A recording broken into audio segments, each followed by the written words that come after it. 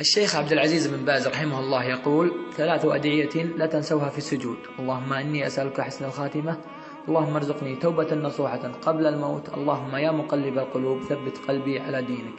حتى إذا نويت نشر هذا الكلام انوي به خيرا، لعل الله يفرج لك بها كربة من كرب الدنيا والآخرة. وتذكر: افعل الخير مهما استصغرته، فلا تدري أي عمل يدخلك الجنة. يقول الشيخ خالد: كرروا أستغفر الله الذي لا إله إلا هو الحي القيوم وأتوب إليه، عدد خلقه ورضا نفسه وزنة عرشه ومداد كلماته. سترون عجبا من تفريج الهم وتيسير الأمر. لا تحتفظ فيها، ارسلها لأعز الناس عندك. كل دقيقة من عمرنا أنفاس لا تعود، فلتكن لأنفاسك حلاوة بالاستغفار. اللهم اجعل تذكيري هذا صدقة جارية لي ولوالدي ولجميع المسلمين.